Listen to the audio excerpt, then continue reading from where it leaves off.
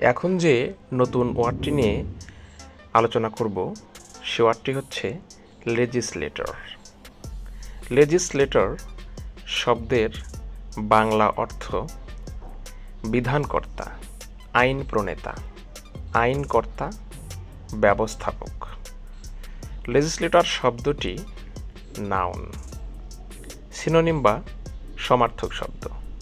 ল maker, law giver, director, রেজুলেটর।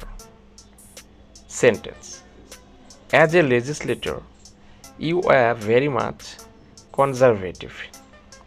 একজন বিধায়ক হিসেবে আপনি খুব রক্ষণশীল ছিলেন।